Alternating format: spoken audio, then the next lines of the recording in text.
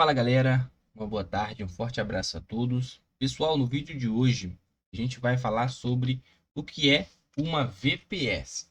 Por que a gente vai entrar nesse assunto? Porque a pedido de alguns amigos e clientes, especificamente ali sobre como instalar e como utilizar ferramentas de automação como NHN, Typeboot, Evolution API, eu decidi então criar um mini curso aonde vai conter aulas ensinando como que você faz a contratação de uma VPS, o apontamento de domínio, instalação das ferramentas através do Portainer Traffic. Então, hoje essa é a primeira aula de várias outras que estão por vir, ensinando como que você faz para poder instalar as ferramentas mais utilizadas hoje do momento. E hoje para que vocês tenham essas automações funcionando 24 horas por dia, se faz necessário o uso de uma VPS. Eu posso hospedar essas ferramentas de forma local no meu computador? Pode, mas aí entra alguns fatores, né? A sua máquina ela é potente para poder suportar essas ferramentas funcionando, acumulando informações, fazendo armazenamento de dados? A sua máquina ela se mantém ligada 24 horas por dia? A sua máquina ela se mantém em uma conexão estável com a internet? Então, são N fatores, né? Então, uma VPS ela consegue te entregar tudo isso. A máquina fica rodando 24 horas por dia, a máquina tem uma conexão estável, a máquina ela também tem um armazenamento, ou seja, uma capacidade suficiente, claro que depende do plano que você contrata, para manter as suas aplicações funcionando sem dor de cabeça. Então, uma VPS hoje se faz necessário. Mas o que significa VPS? VPS significa servidor virtual privado, tá?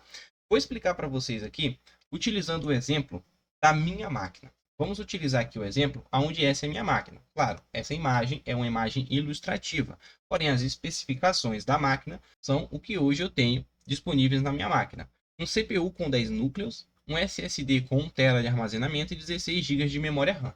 O que eu posso fazer? Eu posso criar uma máquina virtual. E como que é feito esse processo de criação de máquina virtual? Existem hoje inúmeras possibilidades. Eu posso fazer isso através do VirtualBox, eu posso fazer isso através do sistema de Hyper-V do próprio Windows, e eu crio uma máquina virtual utilizando parte dos meus recursos disponíveis na minha máquina principal. Então, se a minha máquina principal tem 10 núcleos, eu posso criar uma máquina virtual com 5. Se a minha máquina principal ela tem 1 TB de armazenamento, eu posso criar uma segunda máquina utilizando metade disso, 512 GB. Se a minha máquina principal ela tem 16 GB de memória, eu posso criar uma máquina com 8 GB de memória. Eu posso dividir os meus recursos e criar uma máquina virtual dentro do meu sistema. É como se eu tivesse dois computadores dentro de um só. E através da máquina virtual, eu consigo tanto utilizar o Windows como o Linux, entre outras opções. É como se fosse de fato um computador individual, só que ele depende dos recursos do meu computador principal. Nossa, aí você pode se perguntar, mas o porquê que eu deveria recorrer a uma VPS? Bom, como mencionado, existe a questão de estabilidade de conexão, existe a questão de manter a máquina funcionando 24 horas por dia, existe a questão de poder computacional. Eu me deparei com muitas pessoas que ainda utilizavam computadores com 2 núcleos, com o sistema SSD, com 4 GB apenas de memória RAM. Então, isso, para você poder rodar as suas aplicações dentro desse sistema, vai ser quase impossível, porque você tem que fazer uso dos recursos do seu computador, das suas atividades diárias, e você também teria que disponibilizar parte desse poder computacional para poder manter essas aplicações funcionando. E isso iria te trazer uma baita dor de cabeça. Primeiro, que as ferramentas não iriam funcionar com um bom desempenho, porque elas iriam precisar de mais poder computacional do que você tem a oferecer. Sua máquina ia travar. Então, com isso, você tem que recorrer a uma opção, a uma máquina mais potente, a um serviço mais potente que suporte as necessidades que essas ferramentas têm. Então, com isso, existe uma opção chamada VPS, que é o servidor virtual privado, onde existem empresas que fornecem esse tipo de serviço, assim como mencionado aqui. Elas utilizam parte do poder computacional de uma máquina principal e criam várias VPS e disponibilizam o acesso a elas. Então, Como foi feita essa simulação, onde eu pego parte dos recursos da minha máquina principal e crio uma máquina secundária, é o mesmo que acontece com as empresas que oferecem esse tipo de serviço. Quando a gente fala aqui sobre o assunto de servidor virtual privado, existem também opções como servidor dedicado, que é onde você passa a ter acesso a todos os recursos dessa máquina, tá? Mas a gente está falando aqui de um servidor virtual privado, uma VPS, beleza? E aqui é o seguinte, as empresas elas podem criar mais de uma máquina, assim como eu vou mostrar para vocês nesse exemplo. Eu posso pegar os recursos da máquina principal que hoje eu tenho e criar duas outras máquinas virtuais. As duas vão ter a mesma configuração. Claro que eu posso determinar isso daqui, tá? As duas aqui nesse cenário, elas têm dois núcleos, ambas têm 100 GB de armazenamento e 4 GB de memória RAM. E na minha máquina ainda me sobram 6 GB para que eu possa utilizar, 8 GB de armazenamento e 8 GB de memória RAM. Então eu ainda consigo utilizar essa máquina tranquilamente. Nossa, mas agora a gente tem 3 computadores em um só. O que acontece com relação à questão das minhas informações?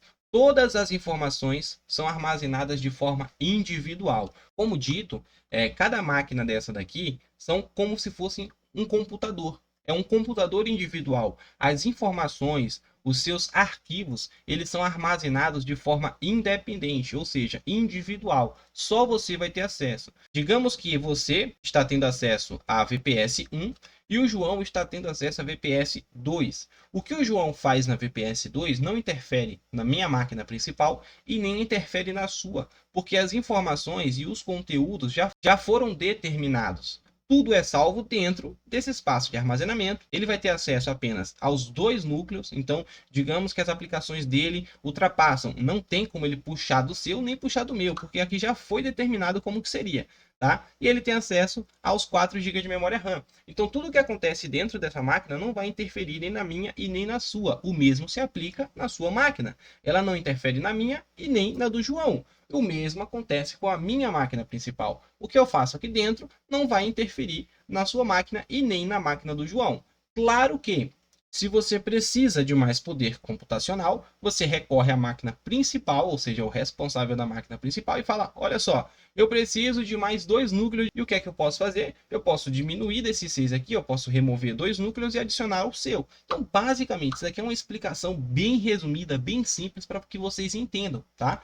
Então, hoje, um serviço de VPS, ele é muito utilizado por N motivos, assim como eu já mencionei alguns aqui no vídeo. Então, hoje, uma VPS, ela é necessária para você que quer instalar essas aplicações, como as mencionadas, NHN, Evolution API, Typeboot, porque você vai ter uma máquina voltada unicamente a esses serviços, tá? Então, de forma resumida, de forma simples, essa é a explicação sobre o que é uma VPS. Nada mais é do que um computador principal que fornece parte dos serviços, criando máquinas virtuais, e com isso você tem um computador mais potente, você tem aqui um computador que vai ser utilizado unicamente para as suas necessidades. Então, em resumo, é assim que funciona uma VPS. Então, pessoal, esse vídeo, ele foi um vídeo produzido de forma objetiva, simples, para que você consiga pelo menos ter uma base do que é o serviço de VPS, né? O que é uma VPS.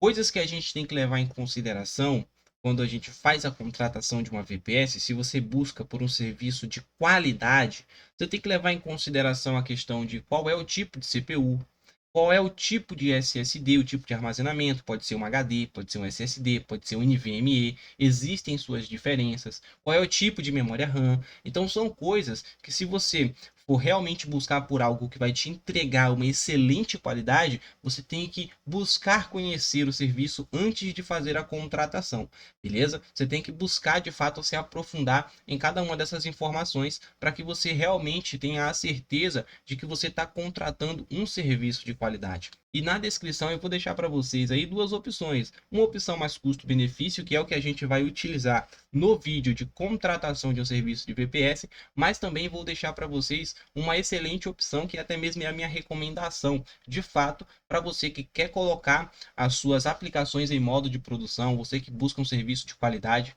que é a Hostinger, tá? É aonde eu faço a minha hospedagem de sites, é aonde eu faço hospedagens de VPS, beleza? Então é um serviço que eu de fato recomendo. Eu vou deixar o link de ambas, tanto da Contabo, que seria um custo-benefício maior, um valor mais acessível, e também a da Hostinger, tá? Que tem um precinho um pouco mais elevado, porém ela vai te entregar uma excelente qualidade, tá? E mais uma vez dizendo, até mesmo para você que já está fazendo parte desse mundo, que já conhece o serviço de VPS, esse vídeo ele foi criado de forma objetiva, para ser simples, para ser didático, para que as pessoas que não têm tanto conhecimento assim da área consigam ter pelo menos uma base do que é uma VPS, de como que ela funciona, para quando se deparar com esse assunto, pelo menos já ter uma noção. Nossa, VPS, já sei o que é, eu já tenho uma noção de como que funciona. Então, se você quer um conhecimento mais aprofundado, existem diversos conteúdos hoje na internet que abordam esse assunto de forma mais detalhista. Então, eu recomendo que você busque conhecer, tá bom? Eu espero que vocês tenham entendido.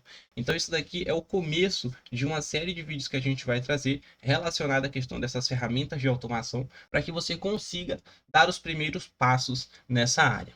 Fechou? E detalhe, pessoal, os conteúdos que vão ser produzidos nos próximos vídeos, as ferramentas, elas vão ser disponibilizadas no nosso grupo do WhatsApp. Então não perde tempo, clica no link que está abaixo, entra lá no grupo. Nesse grupo, eu compartilho informações de atualizações das ferramentas que a gente traz aqui para o canal.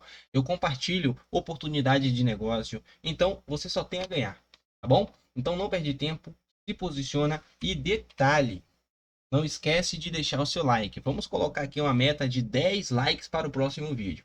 O próximo vídeo a gente já vai trazer aqui um conteúdo ensinando como que faz a contratação de uma VPS. Beleza? Então no mais é isso. Tamo junto e um forte abraço.